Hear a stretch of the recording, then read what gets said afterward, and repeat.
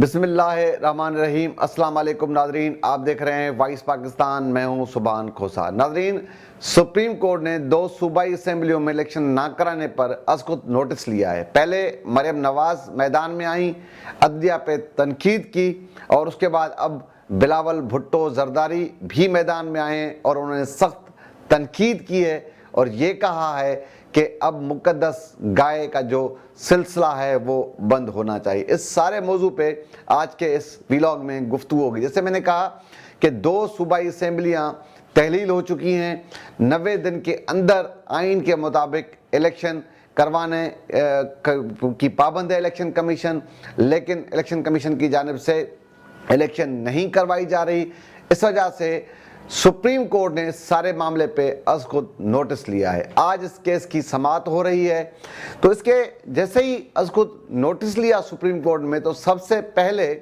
مریم نواز میدان میں آئیں، انہوں نے سخت تنقید کا نشانہ بنایا عدلیہ کو، اور اس کے بعد اب بلاول بھٹو زرداری میدان میں آئے ہیں اور انہوں نے بھی سخت تنقید کا نشانہ بنایا۔ انہوں نے یہ بھی کہا کہ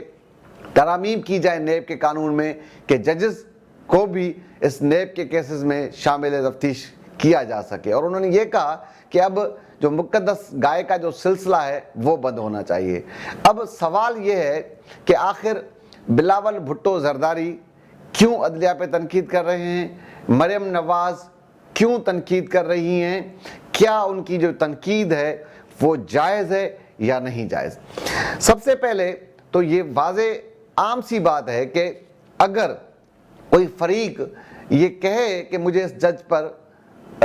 اعتبار نہیں، تو آپ سب لوگوں کو اس بات کا پتہ ہے کہ ہم اس کیس کو ٹرانسفر کروا سکتے ہیں کسی اور جج کے پاس۔ اخلاقی طور پہ تو وہ جج خود ہی اس کیس سے دستبردار ہو جاتے ہیں، سننے سے دستبردار ہو جاتے ہیں۔ لیکن یہاں پر اس سے پہلے، جب اس موضوع پہ بعد میں آتا ہوں، اس سے پہلے 63A کی جب تشریح کا معاملہ تھا، تب بھی پی ڈی ایم کی تمام سیاسی جماعتوں نے سپریم کورٹ کے چیف جسٹس عمر عطیہ بندیال سے یہ مطالبہ کیا تھا کہ فل کورٹ بنائی جائے، لیکن تب بھی چیف جسٹس عمر عطیہ بندیال صاحب نے فل کورٹ نہیں بنائی، اور جب وہ فیصلہ تشریح کا فیصلہ آیا تو اس پہ اکثریت جو تھی قانون دانوں کی، ان سب نے تنقید کی اور اس فیصلے کو ایک غلط فیصلہ قرار دیا جا رہا ہے۔ اس کے بعد اب جب سوموٹو لیا گیا تو کچھ جو قانونی ماہر ہیں ان کا یہ کہنا ہے کہ جو الیکشن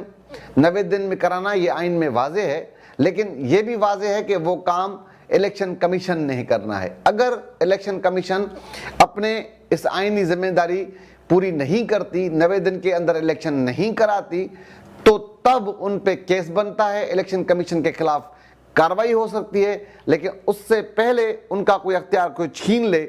کوئی کہے کہ نہیں، اسے ڈکٹیٹ کرے، تو یہ بھی آئین کی خلاف ورزی ہے۔ تو اکثر ماہرین کہتے ہیں کہ جو از خود نوٹس لیا گیا ہے یہ اس کی کوئی آئینی قانونی کوئی ویلیو نہیں ہے۔ لیکن آج یہ فیصلہ ہونا ہے کہ اب تھوڑی دیر میں یہ جو سماعت ہے وہ شروع ہوگی، تو چیف جسٹس کیا فیصلہ کرتے ہیں، وہ کیا اس سے پہلے 63A کی تشریح کے مطابق جب تمام سیاسی جماعتوں نے مطالبہ کیا تھا کہ فل کورٹ بنائی جائے، تب نہیں بنائی گئی تھی۔ لیکن اب جو میں نے جیسے پہلے کہا کہ بلاول بھٹو کیوں تنقید کر رہے ہیں، مریم نواز کیوں تنقید کر رہے ہیں، ان کی تنقید جائز ہے یا غلط ہے، اگر دیکھا جائے تو اصولاً ان کی بات ٹھیک ہے، کیونکہ مظاہر نقوی چیف جسٹس جو جسٹس ہیں سپریم کورٹ کے اور اعجاز الحسن، خاص طور پر مظاہر نقوی کی جو آڈیو آنے کے بعد اب کسی بھی طریقے سے اخلاقی طور پر بھی انہیں اس بینچ میں شامل نہیں کیا جا سکتا۔ تو یہ کہہ سکتے ہیں کہ بلاول بھٹو زرداری اور مریم نواز جو تنقید کر رہی ہیں وہ تنقید جائز ہے۔ چیف جسٹس کو اس طرف خیال کرنا چاہیے، انہیں اس پر دیکھنا چاہیے اپنے اس فیصلے پر کہ آخر وہ کیوں بضد ہیں کہ جس جج پر باضابطہ طور پر وہ الزام صحیح ہے یا الزام غلط ہے وہ بعد میں طے ہونا ہے، لیکن اب جب بینچ بنائی جا رہی ہے تو اس بینچ میں 2 ججز کو شامل نہیں کیا جائے۔ اگر بضد طور پر چیف جسٹس بضد رہیں گے تو میرے خیال میں 63A کی تشریح کے مطابق جب جو بینچ بنی تھی اس پر، اس فیصلے پر جس طرح تنقید ہو رہی ہے، جس طرح اس فیصلے کو سیاسی جماعتیں قبول نہیں کر رہی، تو اسی طرح अगर इलेक्शन के मामले पर जो फैसला सुप्रीम कोर्ट देगी, इसलिए फुल बेंच देगी, तो उस ये जो बेंच बनाई गई है, इस बेंच में अगर ये जज शामिल रहते हैं और जो फैसला आता है तो वो फैसला तकरारी ही रहेगा। तो ये हम बज़ाहिर कह सकते हैं कि बिलावल भुट्टो ज़रदारी और मरियम नवाज़ जो अदलिया पर तनकीद कर रहे हैं, वो किसी हद तक वो तनकीद दुरुस्त है, वो किसी हद तक वो तनकीद ठीक है, क्योंकि जिन जजेस की ऑडियोज़ आई हैं, जो जजेस किसी सियासी जमात के रहनुमाओं से गुफ्तगू कर रहे हैं, उनके